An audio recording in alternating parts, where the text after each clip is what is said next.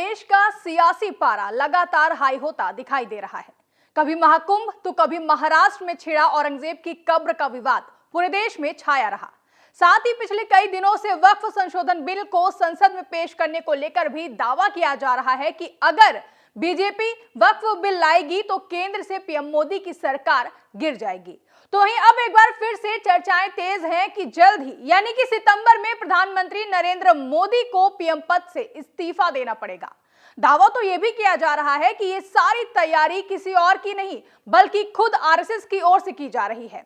साथ ही कहा जा रहा है कि संघ तो यह भी चाहता है कि बीजेपी अध्यक्ष पद पर अब आरएसएस का कोई आदमी बैठे, यानी कि अब आरएसएस ने प्रधानमंत्री नरेंद्र मोदी को पीएम पद से हटाने का पूरा प्लान तैयार कर लिया है, जिसके चलते एक बार फिर से एनडीए पर खतरा मंडराते हुए दिखाई दे रहा है। तो क्यों अचानक वक्फ संशोधन बिल के बीच केंद्र से पीएम मोदी की सरकार गिरने की उठी बात की चर्चा होने लगी तेज, बताएंगे अपनी इस रिपोर्ट में। नमस्कार, आप देख रहे हैं टीवी 24 नेटवर्क और मैं हूं आपके साथ आकांक्षा। 2024 में हुए लोकसभा चुनाव के परिणाम सामने आने के बाद जब पीएम मोदी ने लगातार तीसरी बार बतौर प्रधानमंत्री शपथ ग्रहण किया था, उस वक्त विपक्ष की ओर से जो सबसे पहला दावा किया गया था वो दावा था कि केंद्र से पीएम मोदी की सरकार जल्द ही गिर जाएगी। और तब से लेकर अब तक ऐसी चर्चाएं कई बार सुनी जा चुकी हैं, फिर चाहे वो बिहार के सीएम नीतीश कुमार और आंध्र प्रदेश के सीएम एन चंद्रबाबू नायडू के समर्थन वापस लेने की जैसी चर्चाएं ही क्यों ना हो, ऐसी चर्चाएं कई बार सुनने को मिलती रही हैं।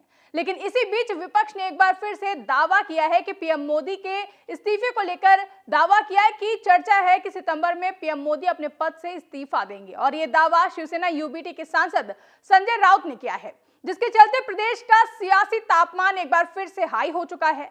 दरअसल महाराष्ट्र में भले ही बीजेपी के नेतृत्व वाले महायुति की सरकार बने हुए 4 महीने का समय बीत चुका हो और बीजेपी के वरिष्ठ नेता देवेंद्र फडणवीस ने बतौर मुख्यमंत्री शपथ ग्रहण करते हुए महाराष्ट्र की कमान संभाल ली हो, लेकिन महाराष्ट्र में चढ़ा सियासी पारा अभी भी शांत नहीं हुआ है।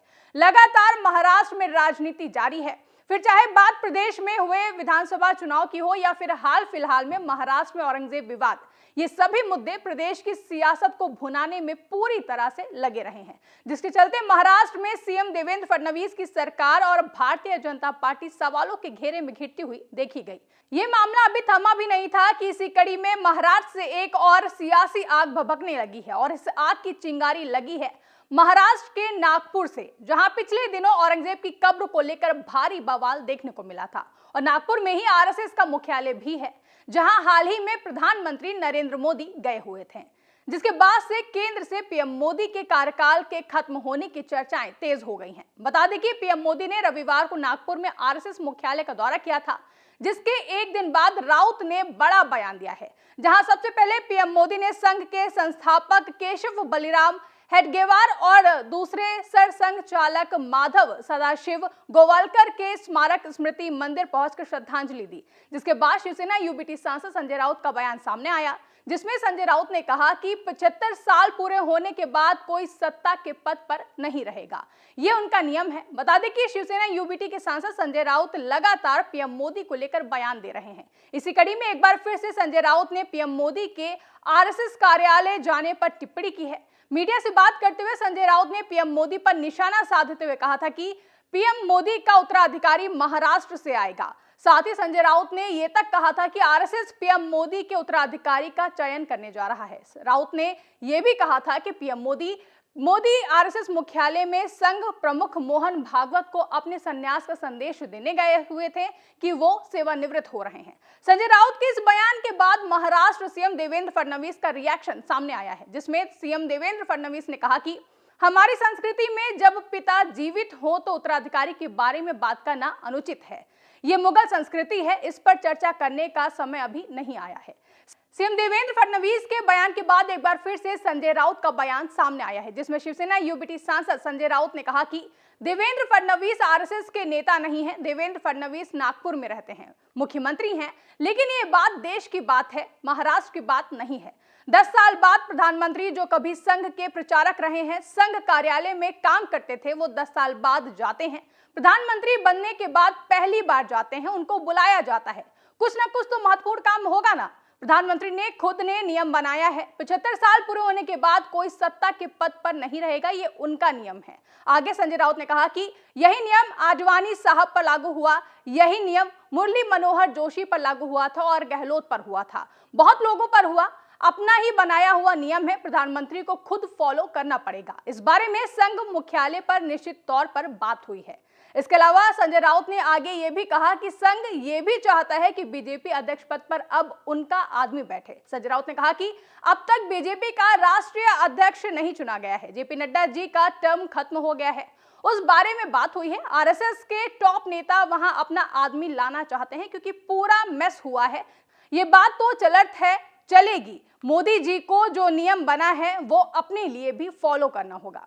आपको बता दें कि पीएम मोदी इस साल सितंबर में 75 साल के हो जाएंगे। संजय राउत ने इसी पर निशाना साधते हुए पीएम मोदी के सेवानिवृत्त की बात कही है। राउत ने मीडिया से बात करते हुए कहा कि संघ परिवार ने आखिरकार प्रधानमंत्री मोदी से आगे देखने का फैसला कर लिया है। उन्होंने कहा, जहां तक मेरी समझ है, पूरा संघ परिवार देश के नेतृत्व में बदलाव चाहता है। प्रधानमंत्री मोदी का समय समाप्त हो गया है, जिसके बाद से देश के राजनीतिक गलियारों में पीएम मोदी की रिटायरमेंट की चर्चाएं तेज हैं और ये चर्चाएं इसलिए भी तेज हैं क्योंकि बीते कुछ महीनों से संघ प्रमुख मोहन भागवत और अन्य आरएसएस नेताओं के बयानों के चलते पीएम मोदी और संघ के रिश्तों में खटास की अटकलें लगाई जा रही हैं। दिसंबर 2024 में आरएसएस चीफ मोहन भागवत ने पुणे के कार्यक्रम में कहा था कि मणिपुर एक साल से त्राही त्राही कर रहा है, इस पर कौन ध्यान देगा? प्राथमिकता देकर विचार करना कर्तव्य है। जो कर्तव्य का पालन करते हुए मर्यादा की सीमा में रहता है, ऐसा व्यक्ति वास्तव में सेवक कहलाने का हकदार है।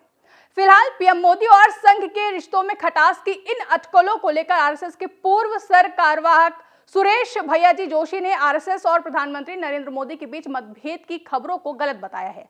साथ ही पीएम मोदी के रिटायरमेंट का प्लान को लेकर उन्होंने कहा कि मुझे इस संबंध में कोई जानकारी नहीं है। हालांकि भले ही आरएसएस के पूर्व सरकारवाहक सुरेश भैयाजी जोशी ने यह कहकर मामले को शांत कराने की कोशिश की है, लेकिन जिस तरह से संजय राउत ने पीएम मोदी की रिटायरमेंट की बात कही है, ऐसे में देखना काफी अहम होगा कि क्या सच में सितंबर में पीएम मोदी के 75 साल पूरे होने पर वो अपने पद से इस्तीफा देंगे, और अगर पीएम मोदी प्रधानमंत्री पद से इस्तीफा देते हैं तो उनकी जगह पीएम पद की जिम्मेदारी किसे दी जाएगी? आपको क्या लगता है? कमेंट करके हमें जरूर बताएं। साथ ही ऐसी तमाम बड़ी खबरों के लिए आप देखते रहें टीवी 24 नेटवर्क।